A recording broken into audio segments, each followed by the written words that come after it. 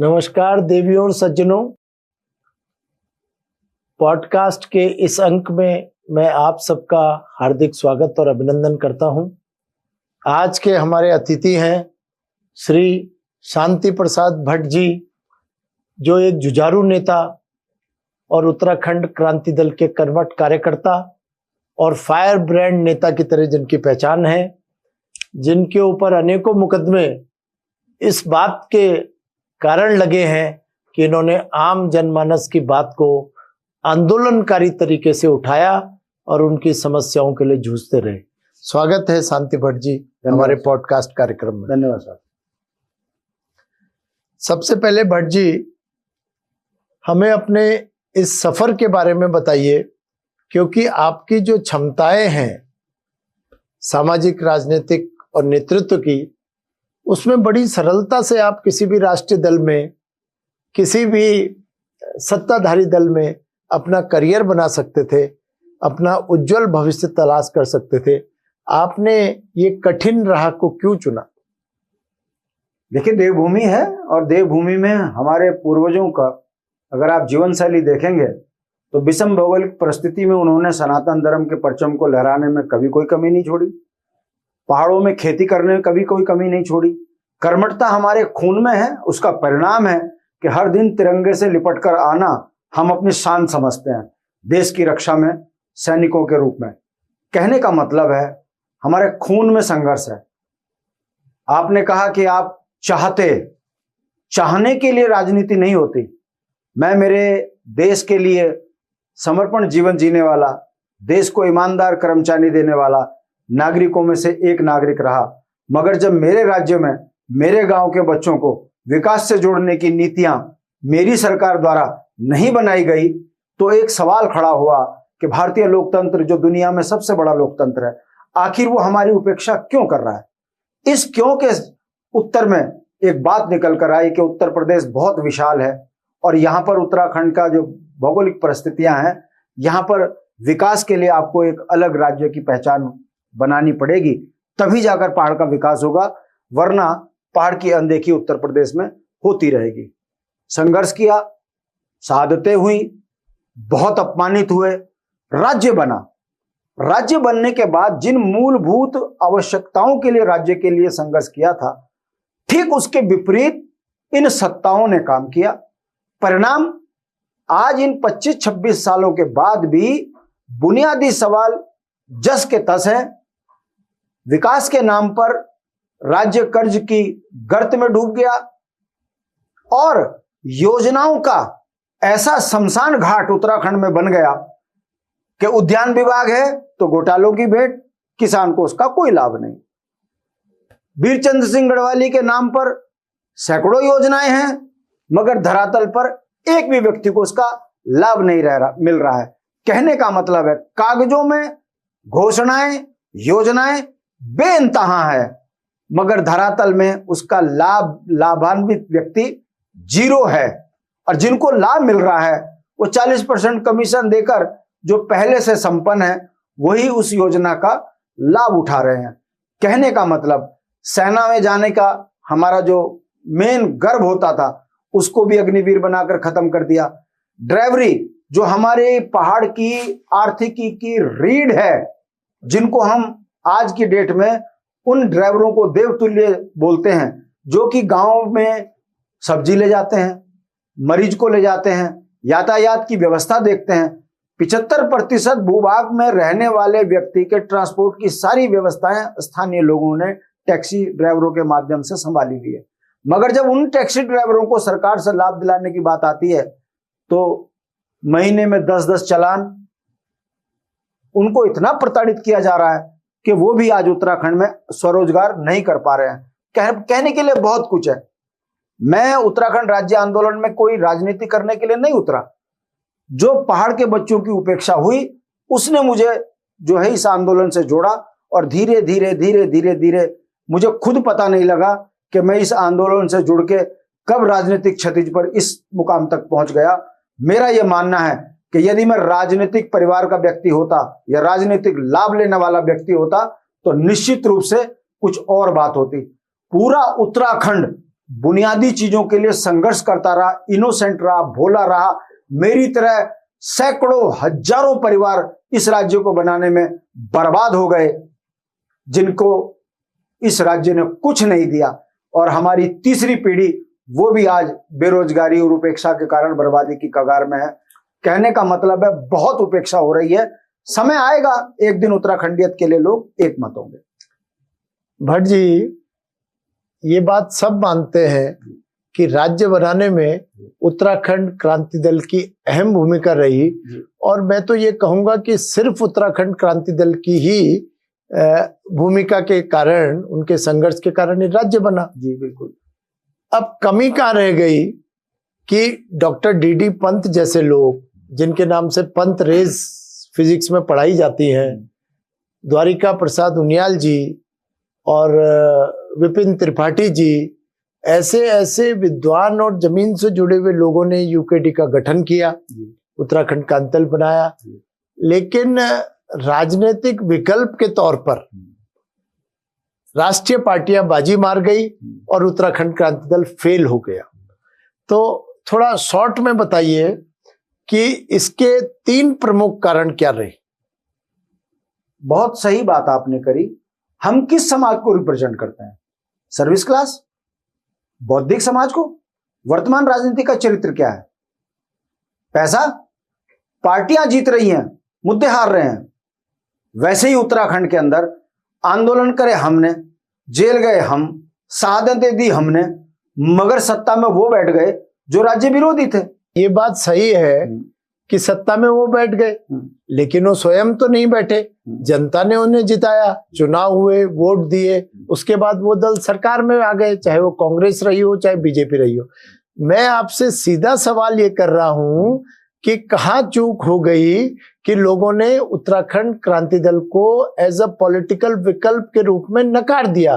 क्या इसमें जनता का दोष है, या उत्तराखंड क्रांति दल के नेतृत्व, या इनकी विचारधारा, या इनकी पॉलिसी, या प्लानिंग, या जमीनी स्तर पे इनके कार्यकर्ता का न होना, संगठन की कमजोरी? कौन सा ऐसा कारण रहा जिस कारण भावनाएं तो रही लेकिन वो वोट में तब्दील नहीं हो पाई? देखिए, निश्चित रूप से सवाल बड़ा तीखा है और समझने वाली जरूरत है। हम आर्थिक रूप से कमजोर, ईमानदार, इनोसेंट लोग हैं, और उत्तराखंड में जब राजनीति होती है तो ब्लॉक स्तर पर, न्याय पंचायत स्तर पर, बूथ स्तर पर कार्यकर्ताओं को बिना किसी लालच के अपने विकास के लिए खड़ा करने में हम असक्षम रहे।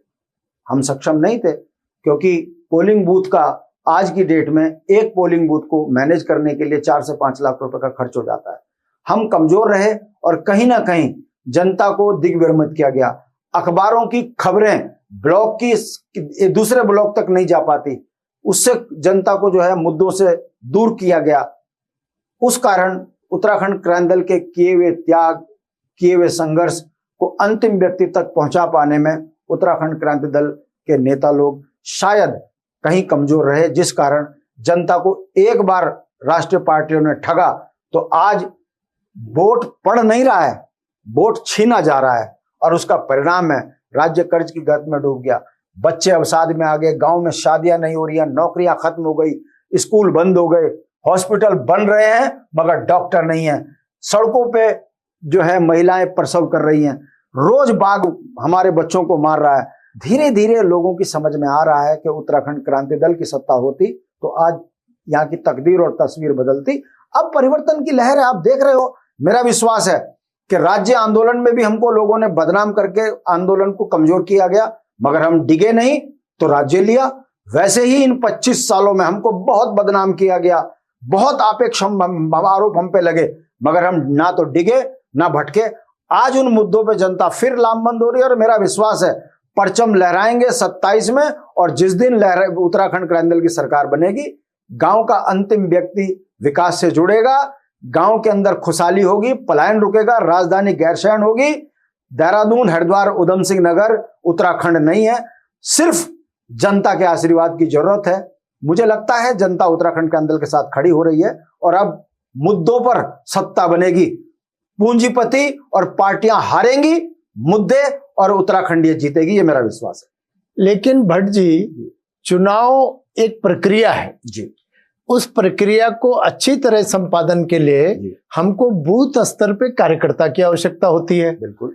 नीति और नियत अगर ये अच्छी भी हो तो भी कार्यकर्ता आपका बूथ स्तर पर नहीं है, आपके बूथ ही नहीं लग पा रहे हैं, और आपको गांव में कोई एक व्यक्ति भी झंडा उठाने वाला नहीं हो, तो आपको लगता है कि जबकि चुनाव इतने महंगे हो चुके हैं और राष्ट्रीय दल इनको बड़ा एक मैनेजमेंट के तहत एक इवेंट की तरह इसको मैनेज करते हैं, तो वहां पर क्षेत्रीय दल या आपका दल बिना कार्यकर्ताओं की टीम खड़ी करे चुनाव जीतने में सक्षम होगा?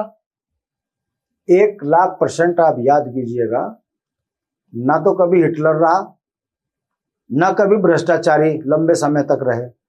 जो जनता के साथ धोखा करते हैं वो क्षणिक होता है, 1 दशक तक, 1.5 दशक तक, 2 दशक तक, बस उसके बाद मूल सत्य वो हमेशा विजय होती है। जो आपने सवाल किया, निश्चित रूप से अगर मुझे किसी गांव का विकास करना है तो जिस गांव के व्यक्ति को लाभ मिलना है मैं उसको पैसा देकर क्यों लालची बनाऊं? जिसको अपने गांव का विकास कराना होगा तो वो मेरे पोलिंग बूथ के मैनेज करने के लिए, वो अपने गांव को विकास से जोड़ने के लिए क्या वो 8 घंटे पोलिंग बूथ में स्वयं नहीं बैठ सकता? लेकिन ये तो हम पिछले कई चुनाव से देख रहे हैं कि अनेकों बूथों पे उत्तराखंड क्रांति दल के बस्ते ही नहीं होते, कार्यकर्ता नहीं होता। तो क्या ये आप इसे फेलियर नहीं मानते कि संगठन को जो शेप दी जानी चाहिए थी, संगठन जिस रूप में होना चाहिए था, बजाय समय वहां पर लगाने के आपके नेतृत्व ने आपस में लड़ने में समय लगा दिया और बार बार वर्चस्व की लड़ाई में संगठन कमजोर होता चला गया। और इसीलिए शायद जो आपको आर्थिक सहयोग देने वाले लोग या जिनके मन में रहा होगा वो भी पीछे हट गए। तो एक कड़ी दूसरे से जुड़ती है, दूसरी तीसरे से, और इस तरह से आपकी पार्टी का नुकसान होता है। तो मैं ये कहता हूं कि इसका आत्मचिंतन करके, क्योंकि अभी भी 8 महीने 10 महीने चुनाव में है, तो कोई बड़ा भारी परिवर्तन जमीन पे नजर आए, ऐसा आपने क्या किया? बहुत सही बात करी आप। देखिए, विद्वान पत्रकार हैं, आपने जो बात कही, एक चीज का तो मैं बड़ा आपको अप्रिशिएट करूंगा कि आपने कहा कि पोलिंग बूथ को मैनेज करने में आप कई जगहों पर असफल रहे। स्वीकारता हूं बड़ा दिल करके। दूसरा, आपने कहा है कि झगड़े, ये एक राजनीतिक आरोप है, मैं इसको नहीं मानता। मैं आप ही के माध्यम से पूछना चाहता हूं, एक पोलिंग बूथ में अगर कोई 5 लाख खर्चेगा तो क्या वो गांव का विकास करेगा? आज मैं जनता को जब ये बात बोलता हूं कि आप ही के गांव के विकास के लिए आपके पास यदि नेता आ रहा है, वही कह रहा है कि आपका विकास करूंगा और आपको निजी लाभ दे रहा है, तो क्या आपका विकास हुआ? ग्रामीण कहते हैं नहीं हुआ। तो जब ग्रामीण नहीं कहते हैं, मैं कहता हूं एक बार आपके साथ धोखा हो गया, 2 बार धोखा हो गया, 5 योजनाओं में आपके साथ जो छल हुआ है, इसमें बताइए गलती कहां है? मैं राजनीतिक व्यक्ति हूं, आप ही के बीच का व्यक्ति हूं। मैं आपको यदि लालच देकर अगर आपका मत प्राप्त करने की कोशिश करूंगा तो मैं आपका विकास करूंगा कि अपना विकास करूंगा?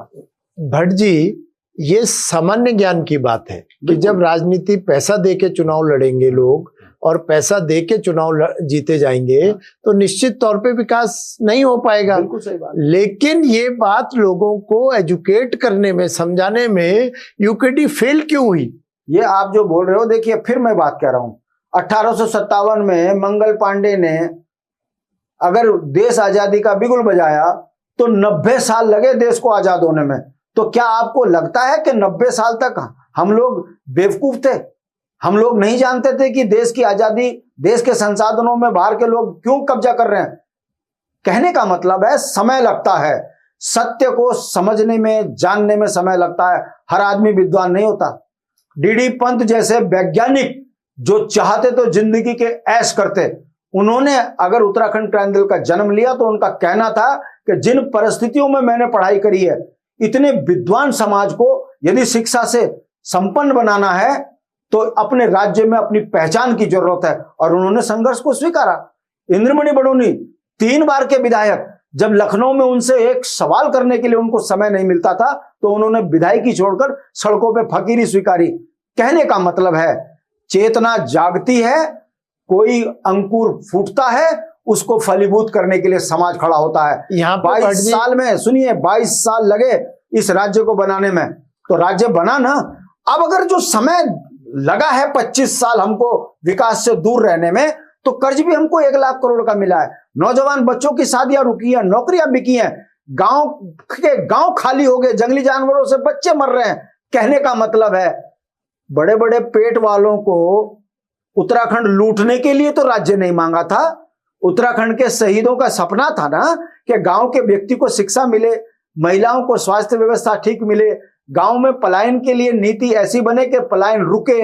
मुझे तब दुख होता है कि हम कह रहे हैं देवतुल्य जनता को मानवीय मूल्यों के तहत देवभूमि को कलंकित ना करो। करो ना शराब मुक्त, नौजवान बच्चों को रोजगार देने के लिए करो ना अग्निवीर की योजनाएं खत्म करो ना, गांव के लड़के को जो ब्लॉक में पढ़ रहा है उसको नौकरी से जोड़ने का काम करो ना, ठेकेदार स्थानीय लोगों को दो, ठेकेदार भी दिल्ली का, नौकरी भी दिल्ली वाले को। सारे बड़े पूंजीपति बाहर के आ जाएंगे तो ये पहाड़ी कहां जाएंगे? इस पर कोई दर्द पत्रकार नहीं दिखाता, तब मुझे बड़ा दुख होता है। मैं माफी के साथ कह रहा हूं आपको, आप हमारा दर्द तो बोल रहे हो, मेरी पीड़ा को तो आप खूब छेड़ रहे हो, मगर पहाड़ के लिए है आपकी भावनाएं सही नहीं है। मुझे इस बात का बड़ा दुख होता है। भट्ट जी, मैं सिर्फ ये बात कहना चाह रहा हूं कि ये राज्य तो आपने बनाया था, तो जब बात आई सत्ता संभालने की तो उसमें कहां चूक हो गई, लोगों ने क्यों स्वीकार नहीं किया? केवल हम ये बात कहें कि हमारे पास संसाधनों की कमी थी, लेकिन लोगों की भावना तो आपके साथ थी। उस भावना को वोट में कन्वर्ट क्यों नहीं कर पाए हम? हमारा नेतृत्व कभी एकजुट क्यों नहीं नजर आया? नंबर 1 बात। नंबर 2 बात, एक ऐसा वक्त आया जिसमें आपके 5 विधायक थे, तो उन 5 विधायकों ने ऐसा एग्जाम्पल सेट क्यों नहीं किया कि लोग कहते भाई विधायक तो वो है यूकेडी का, ये सब बेकार है। तो हमको भविष्य में यूकेडी के विधायकों को चुनना है क्योंकि उनकी कार्यशैली अलग से परिलक्षित होती।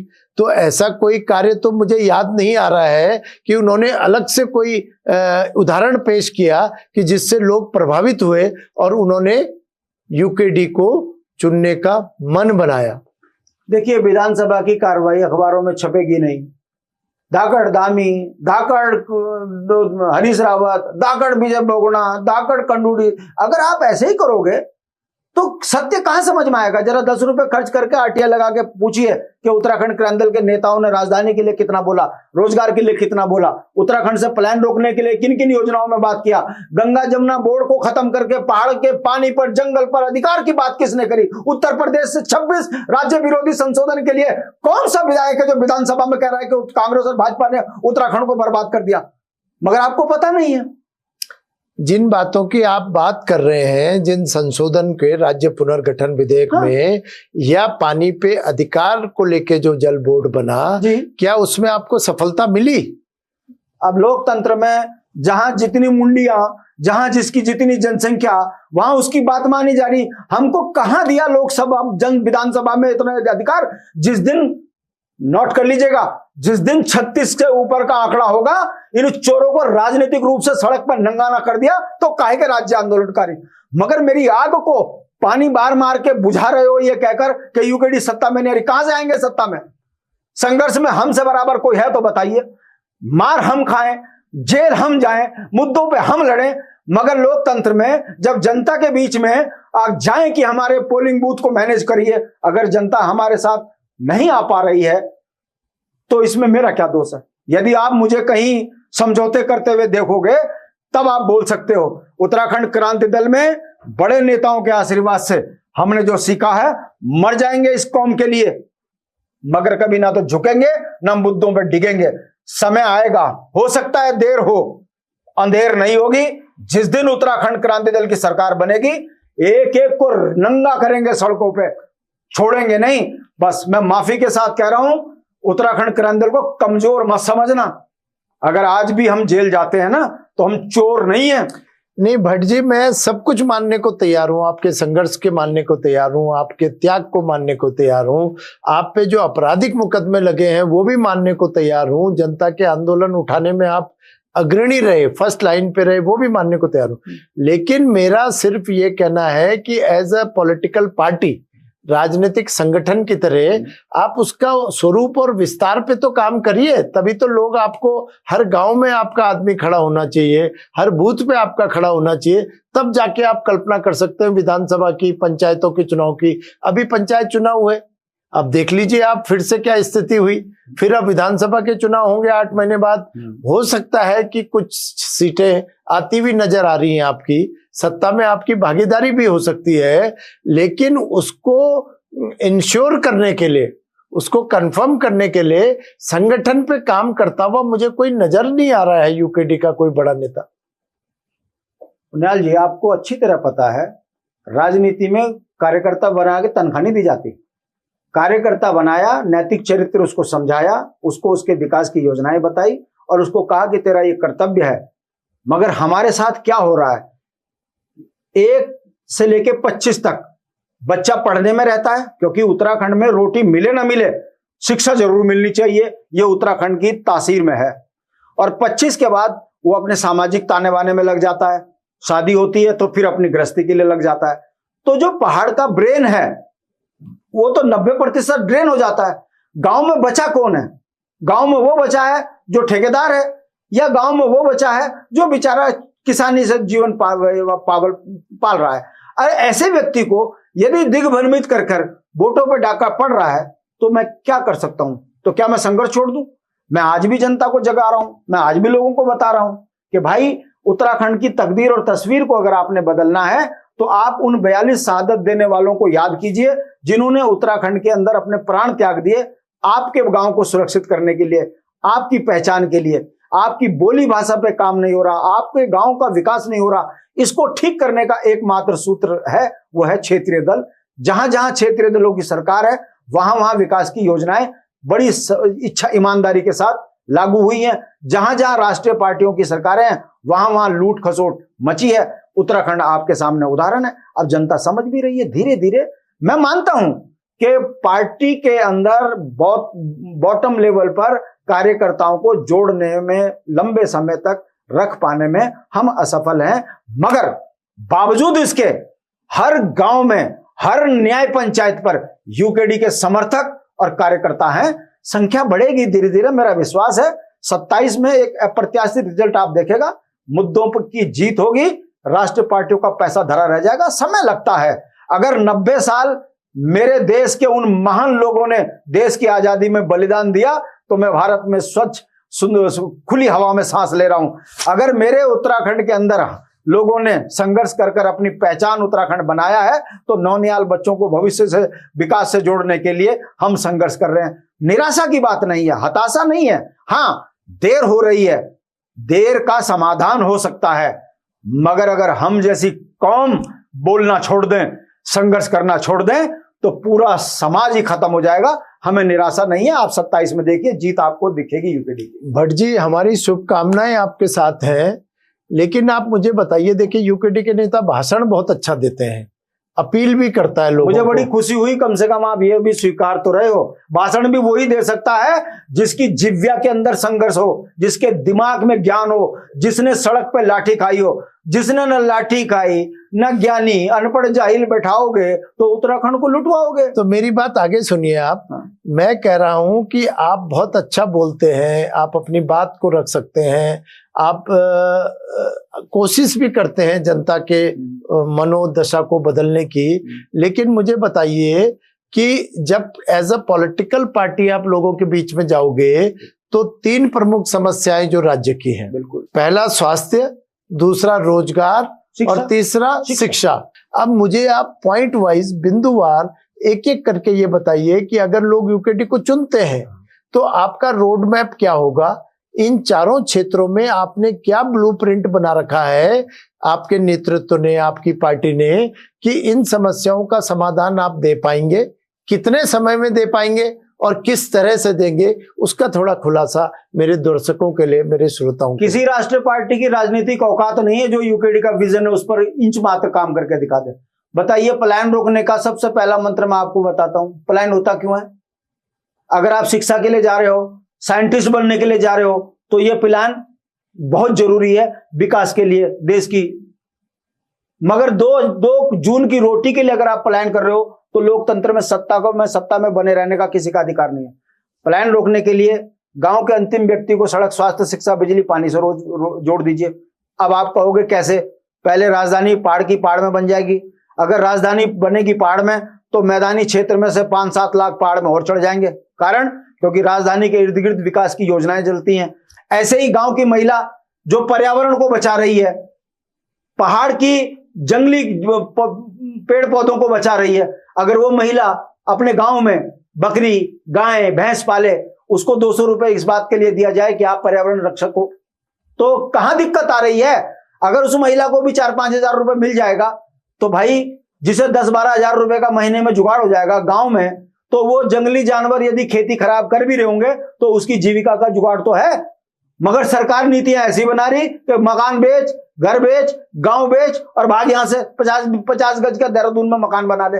अब आप सवाल मैं पूछ रहा हूं, आप सवाल करोगे कि इतना पैसा दोगे कहां से? 1 लाख करोड़ का बजट है, पहाड़ में केवल 48 लाख लोग रह गए। 48 लाख में अगर परिवारों की भी गिनती देखें तो मुश्किल से 3-4 हजार परिवार नहीं है पहाड़ में। अगर 3-4 हजार आदमियों को सरकार विकास से जोड़ने के लिए, पलायन रोकने के लिए अगर आर्थिक रूप से संपन्न नहीं कर सकती तो ऐसी सरकारों का धिक्कार है। उद्यान विभाग है, वहां पर डायरेक्टर है, एमडी है, जेई है, क्लर्क है, सब कुछ है, मगर उद्यान विभाग से पूछो कितने किसानों को आपने उद्यान से जोड़ा? 0। नीतियां ऐसी क्यों बना रखी कि किसान सारे कागज पूरे करेगा?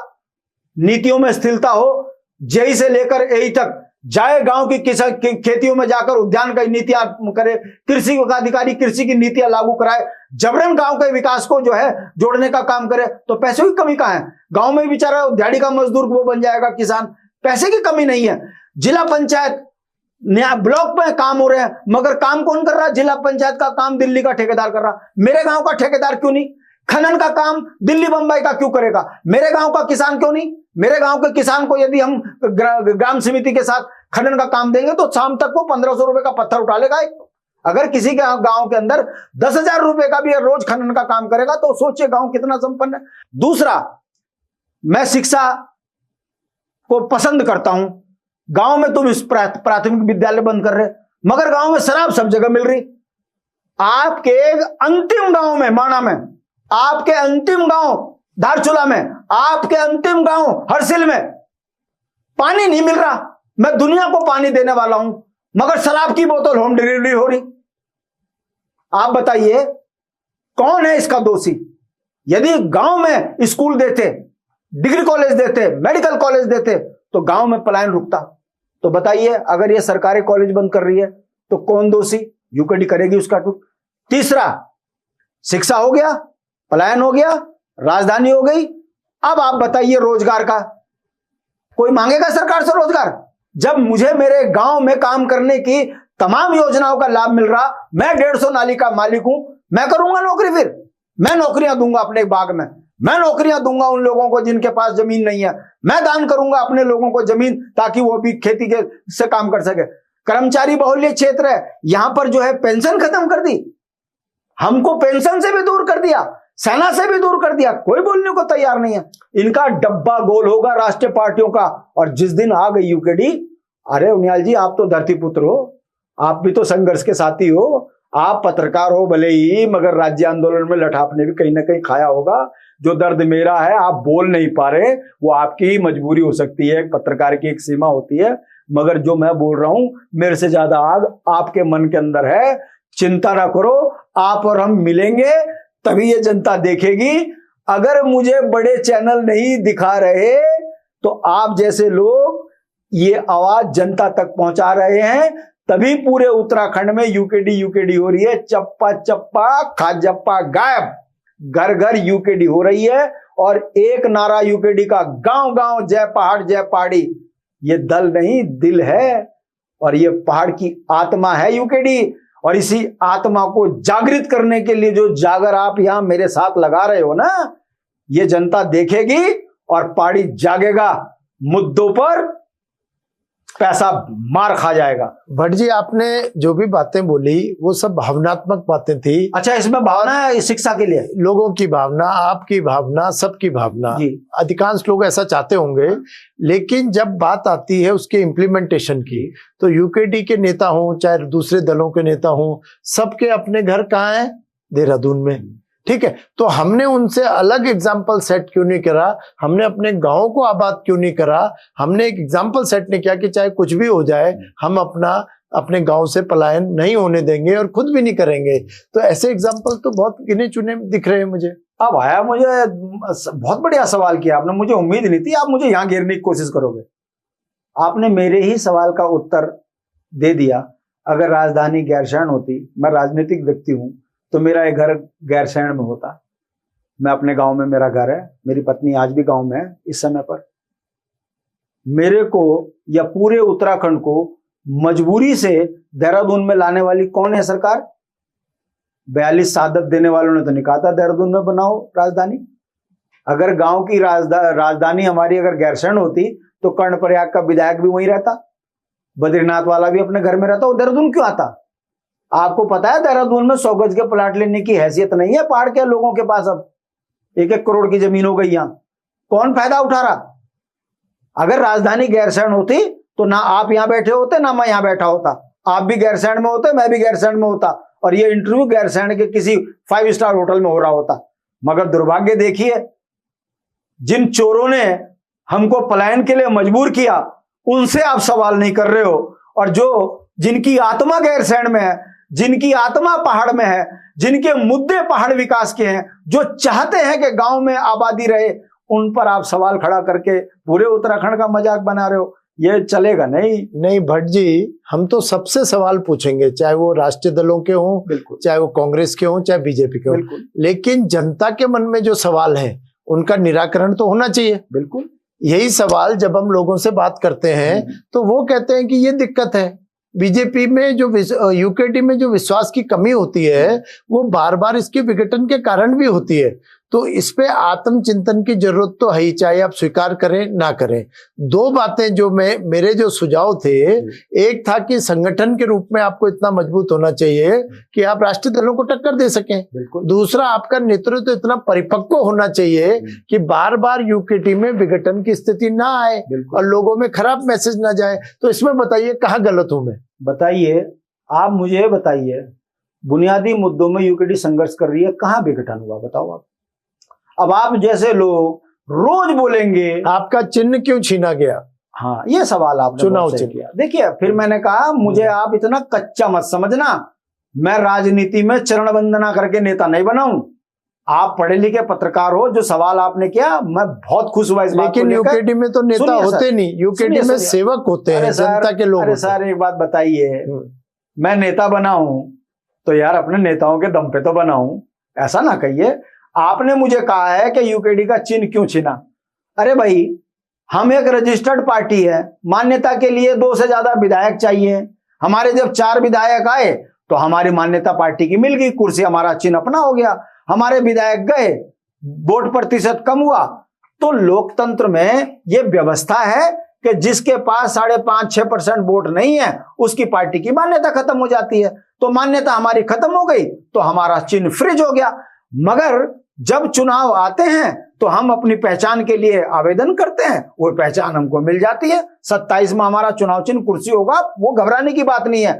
ये सवाल मैं आपसे पूछ रहा हूं कि मरने वाले हम, पिटने वाले हम, संघर्ष करने वाले हम, यदि हमको मान्यता तक नहीं मिल पा रही है तो ये यक्ष प्रश्न महोदय आप पर भी है कि आप अगर सही दिखाते तो शायद हम भी विधायक कहीं हो जाते।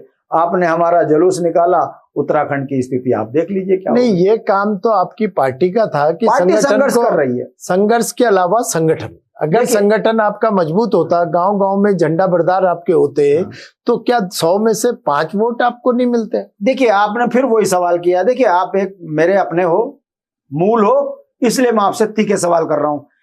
जिन्होंने पार्टी उत्तराखंड को कलंकित किया, सरकार गिरा दी, हरीश रावत की सरकार गिराई, वो आपको नेता दिख रहे हैं। जो यहां पर भाजपा के अंदर एक दूसरे के ऊपर रोज जूतम पैजार कर रहे हैं, अखबार आपके बताते हैं कि धामी गुट, कोश्यारी गुट, फलाना गुट, ढिमकाना गुट, वो नहीं दिख रहा है। मगर यूकेडी में संगठन कमजोर, संगठन मैं कह रहा हूं भाई, मैं कह रहा हूं कि मेरा पढ़ा लिखा तो दिल्ली बंबई चला गया। अगर वो दिल्ली बंबई ना जाता तो आज हम यहां मजबूत होते। मेरे यहां पर मेरी आर्थिकी का मजाक ना बनाए, जनता समझ रही है। इस बार पूरे भारत का पहाड़ी इकट्ठा होकर यूकेडी को मजबूत करने उत्तराखंड में आ रहा है। हमारा संगठन गांव गांव है, न्याय पंचायत स्तर पर है। 11,500-12 हजार पोलिंग बूथ में इस बार पहाड़ी जो है परचम लहराएगा। पैसों पर हमारे मुद्दे जो है भारी पड़ेंगे। हम निराश नहीं है। मैं स्वीकारता हूं कि इन 25 सालों में यदि यूकेडी आर्थिक रूप से कमजोर नहीं होती तो शायद हम सत्ता से दूर ना होते। अब ये बात हम समझा पाए हैं, जनता समझ रही है। यूकेडी का परचम है उत्तराखंडियत के लिए, देवभूमि को सुरक्षित करने के लिए जनता यूकेडी को मजबूत कर रही है। हम निराश नहीं है। आपका तीखा सवाल है, बुरा जरूर लगता है कि जब कोई कहता है हमारी जमानतें जब्त हो गई, मगर जिनकी जमानतें जब्त है वही सड़क पर संघर्ष कर रहे हैं। यूकेडी का सिपाही जमानतें जब्त होने के बाद भी उत्तराखंडियत के लिए संघर्ष कर रहा है। जनता समझ रही है, चिंता की बात नहीं है। 27 हमारा है। भट्ट जी देखिए, भगवान करे आप सत्ता में आ जाए, अंततः यहाँ की जनता माने कि यूकेडी को भी एक मौका मिलना चाहिए। अगर ऐसा मौका मिलता है तो आपका नेतृत्व कौन करेगा सरकार का? दो चीजें, एक तो पार्टी का नेतृत्व, एक सरकार का। आपका मुख्यमंत्री का चेहरा कौन होगा, ये हमारे दर्शकों के बीच में अगर आप स्पष्ट कर दें तो इससे काफी लाभ आपकी पार्टी को भी और निर्णय लेने में आम जनता को भी काफी सरलता और सुगमता मिलेगी। बहुत सही सवाल आपने किया है। देखिए, हमारे बड़े नेताओं में काशी सिंह ऐरी जी हैं, नारायण सिंह जंथवाल जी हैं, पुष्पेश त्रिपाठी हैं, सुरेंद्र कुकरेती जी हैं, खड़क सिंह भगड़वाल जी हैं, जैसे अनेकों नेता हैं। अगर जनता का आशीर्वाद मिला, ये सारे विधानमंडल दल के सदस्य बने, तो इनमें जो सर्वश्रेष्ठ होगा वो हमारा मुख्यमंत्री होगा। ये यक्ष प्रश्न आप जो अभी कर रहे हो, इसके लिए समय है, इंतजार कीजिए। 27 में आपको दिख जाएगा कि हमारा सर्वोच्च नेता ही हमारा मुख्यमंत्री का चेहरा हो। Clarity of ideas. अच्छा, शांति प्रसाद भट्ट को आप मैं बोल दूंगा, क्या फायदा उससे? नहीं, आप ऐसा नहीं, मैं बोल रहा हूं कि आप एक नाम ले लो। ये अगर पार्टी तय करे कि हमारा ये चेहरा होगा तो लोगों को चुनने में आसानी होगी, उसका लाभ तो पार्टी को ही मिलना है ना। अगर आप नेतृत्व के मामले में अनसुलझा सवाल रखेंगे तो लोग यही नहीं तय कर पाएंगे कि यार इनको वोट देंगे तो आगे चेहरा कौन सा होगा। मैं आपको बताता हूँ, पूरा उत्तराखंड भाजपा में मुन्ना सिंह चौहान को मुख्यमंत्री देखना चाह रहा था, मगर भाजपा ने जो है हारे हुए व्यक्ति को मुख्यमंत्री बना दिया। देखिए, भाजपा, मैंने फिर बोला, उनका संगठन इतना मजबूत है, मतलब वो किसी कर लें, वो कुछ भी कर सकते हैं, किसी को भी बिठा सकते हैं, उनका हाईकमान तय करता है। आपका तो क्षेत्रीय दल है, जन भावनाओं के अनुकूल होता है। जो हमारा सर्वोच्च नेता है वो हमारा मुख्यमंत्री है।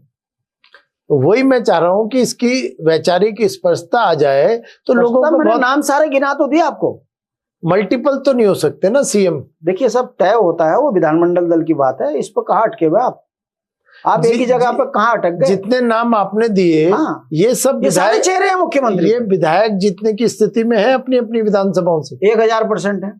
चलिए, आप काल्पनिक बात ना करें। आपकी बात मैं मान लेता हूँ। अब बताइए, आप चुनाव कहाँ से लड़ेंगे? मैं तो यमकेश्वर से। यमकेश्वर से। अभी जनता अगर वो भी तब है जब पार्टी तय करेगी। बिल्कुल ठीक, मैं दावेदार हूँ।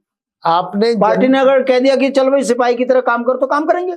आपने जनता की नब्ज टटोली, उनको आपने अपने क्या ऐसे आश्वासन या उनको ऐसी प्रेरणा दी कि वो इन दलों से हटके आपका चुनाव करें? आज गांव-गांव में व्यक्ति बोल रहा है कि जो आप बोलते थे हम उसको नहीं समझ पाए, मगर हकीकत वही हो रही है कि गांव मजबूरी के लिए पलायन करना पड़ रहा है। अभी आपकी कावड़ यात्रा आएगी, सनातन धर्म की पार्टी जो अपने आप को कहती है, कावड़ यात्रा में टॉयलेट तक नसीब नहीं होता वहां नीलकंठ में। 1 महीने हम लोग ऋषिकेश नहीं आ पाते, इतना बड़ा जाम लग जाता है। तो क्या ये सरकार सनातन धर्म के मंदिरों को क्या विकास से नहीं जोड़ सकती? एक टॉयलेट तक, एक सड़क तक हमको नहीं मिल पा रही है। तो ये मैं जनता को समझाता हूं कि यदि यूकेडी होती तो देवतुल्य जनता को उनके मंदिर सुरक्षित मिलते। जो धार्मिक संस्कार चलाते हैं वो ब्राह्मण, जो मंदिरों के अंदर अपने मेहनत करके मंदिरों को जागृत करते हैं, उन ब्राह्मणों को 5 रुपए की सरकार से कोई लाभ नहीं है। यूकेडी होती तो मंदिरों के संरक्षण कर 5-5, 7-7 हजार रुपए पंडितों को इस बात के लिए मिलते कि वो सनातन संस्कृति की रक्षा कर रहे हैं। हमारा ओजी जो गांव में हमारी संस्कृति ढोल जमाओ बजाकर आज भी अपने देवी देवताओं को जागृत करने में अपना सब कुछ झोंक रहा है, मगर सरकार उन्हें 5 पैसे का लाभ नहीं दे रही। यूकेडी होती तो उनको भी 5-7 हजार रुपए महीने का इस तरह का लाभ मिलता, ताकि वो अपनी संस्कृति को बचाने में जो अपनी भूमिका निभा रहे हैं उससे वो गर्वान्वित महसूस करते। यूकेडी होती तो गांव में विकास की सारी योजनाएं पहाड़ के उन लोगों को मिलती जो मूल हैं, मूल चाहे वो गुरुकुल नर्सन का हो फिर चाहे पहाड़ का हो, मूल को उस योजनाओं का लाभ मिलता तो गांव खुशहाल होते। दुख इस बात का है कि धीरे धीरे जनता को समझ में आया, अब जनता बिल्कुल कटिबद्ध है यूकेडी के साथ खड़े होने के लिए। आप देखते रहिएगा चुनाव में एक तरफा यूकेडी पहाड़ों से बढ़कर आ रही है। भट्ट जी, 3 मुद्दे आपके मुख्य तौर पर रहे हैं यूकेडी के, जब से मैं सुनता आ रहा हूँ। पहला राजधानी गैरसैंण, दूसरा मूल निवास और तीसरा भूमि कानून, सशक्त भू कानून। तो गैरसैंण पे तो हमारी बात हो गई। अब मुझे बताइए आप मूल निवास में आपका स्टैंड, और उसके बाद जो हमारा ये भू कानून है इसमें जो वर्तमान सरकार ने बनाया है इसमें क्या खामियां हैं और यूकेडी के आने के बाद इसमें क्या परिवर्तन किए जाएंगे? पहले तो मैं आपको बोलूं, मूल निवास 1950 हम जो बात बोल रहे हैं ये भारत के संविधान में नहीं था। मैं तो नहीं कह रहा, बाबा साहब भीमराव अंबेडकर ने जब संविधान की रचना करी तो उस समय उन्होंने कहा कि जो जहां जिस राज्य में रह रहा है वो वहां का मूल माना जाएगा। संविधान कह रहा, हम भी यही कह रहे कि उत्तराखंड का जो मूल है उसको विकास से जोड़ने के लिए मूल निवास 1950 लागू कीजिए। अरे भाई, छत्तीसगढ़ में, झारखंड में 1932 का है, वो तो मानते नहीं किसी को। वहां सब कुछ, लेह लद्दाख वालों को सब कुछ, अरुणाचल वालों को सब कुछ, जम्मू कश्मीर वालों को सब कुछ। हमारे लिए ऐसी कौन सी आफत आ गई भाई? हमें विकास से जोड़ने के लिए आप हमको ये वो मूल निवास 1950 नहीं दे रहे हो? क्या हम चाइना के नजदीक नहीं है, तिब्बत नहीं है, नेपाल नहीं है, हम सुरक्षित नहीं है, हम देश के लिए गर्दन कटाने वाले नहीं है? हमारे साथ ही भेदभाव क्यों? अगर मूल निवास 1950 होगा तो विकास की योजनाओं का लाभ मूल निवासी लेगा। मैं उस नीति पे काम करता हूं, इस देश की जनसंख्या को नियंत्रण करने में पहाड़ी आदमी से ज्यादा कौन होगा? हम दो हमारे दो, हमारे को हम दो हमारे दो के कारण विकास से दूर किया जा रहा। जो कह रहे हम दो हमारे 36, उनको सारी योजनाएं मिल रही, आवास, इंदिरा आवास भी वही ले रहा, 5 किलो राशन भी वही ले रहा, विकास की सारी योजनाएं वही ले रहा, जनसंख्या विस्फोट करा के उत्तराखंड की ऐसी तैसी भी वही कर रहा। तो भाई हम क्या गलत कह रहे? मगर हमारे साथ जो अन्याय हो रहा है उसके दोषी सरकार की गलत नीतियां हैं। 1950 लागू होता तो उत्तराखंड में जो जनसंख्या विस्फोट बाहर का हुआ, पहाड़ के आपको शायद जानकारी नहीं होगी, आपको दुरुस्त कर देता हूं, 64 लाख लोगों के लिए राज्य मांगा था। और उस समय भी हम गीत गाया करते थे, 64 लाख कंठ से निकली आज यही स्वरधारा है, ये उत्तराखंड हमारा है, ये भारतवर्ष हमारा है। हमने भारत के लिए अपना अगर त्याग किया तो उसके परिणाम ये हो कि आज यहाँ की जनसंख्या 1,35,00,000 हो गई। क्यों हुई ये जनसंख्या? जो कहा करते थे पहाड़ी भूखे मरेंगे अगर उत्तराखंड बन गया, हमें उत्तराखंड में नहीं रहना, वो चाहे सहारनपुर का इलाका हो, चाहे बरेली का इलाका हो, चाहे वो गुरुकुल नर्सन से दूर के इलाके हो। मगर आज राज्य बनने के बाद बिहारी को भी यहाँ नाले खालों में बसा दो, हरियाणा वाले को भी यहाँ नाले खालों में बसा दो। रोज आपकी बेटियों के साथ दुराचार हो रहा, रोज आपके बच्चों के मर्डर हो रहे, अस्थायी राजधानी के अंदर सरेआम गोलियां रोज चल रही। किसने किया? अगर मूल निवास 1950 होता तो यहां जनसंख्या विस्फोट ना होता। और वोट के लिए जिस तरीके से बाहर के लोगों को यहां ताकतवर बनाया जा रहा है, आपका अस्तित्व खतरे में डाल दिया। इसलिए मूल निवास 1950 होना नितांत आवश्यक है। दूसरा सवाल आपने किया भू कानून के लिए, क्या गलत कह रहे हैं हम? जो सरकार ये कहती है एक देश एक विधान एक संविधान, मैं पूछना चाहता हूं क्यों इस राज्य के अंदर 2 कानून? पहाड़ में कुछ, मैदान में कुछ। क्यों हरिद्वार, उधम सिंह नगर, देहरादून को जो है भू कानून से दूर किया गया? इसके पीछे का गणित, जितने जनसंख्या बाहर की यहां बढ़ाई जाएगी जमीन बेच के, उतना तुम राजनीतिक रूप से सफल हो जाओगे। ऐसी तैसी कर देंगे सत्ता में आने के बाद। सख्त भू कानून लागू होगा। जिन्होंने उत्तराखंड की जमीनों पर कब्जा किया, जमीन वापस राज्य सरकार के हाथ में जाकर जेल ठोक देंगे उनको, जिन्होंने उत्तराखंड के गरीब भोली जनता के साथ में अन्याय किया। धन्यवाद भट्ट जी, आपके साथ आज की वार्तालाप बहुत अच्छी रही और मुझे उम्मीद है आपका जो विजन है, आपके जो विचार हैं, वो उत्तराखंड के आम नागरिकों तक पहुंचेंगे। और आपको मैं इस बात के लिए शुभकामना देता हूं कि आप संघर्ष के पथ पर आगे चलते रहे। एक न एक दिन आपको लोग स्वीकार कर सकते हैं, लेकिन फिर भी मेरा सुझाव यह है कि संगठन के मजबूत हुए बिना लोकतांत्रिक चुनाव लड़ना थोड़ा कठिन होता है। इस दिशा में आप विचार करेंगे और अपने संगठन को भी साथ साथ मजबूत करेंगे।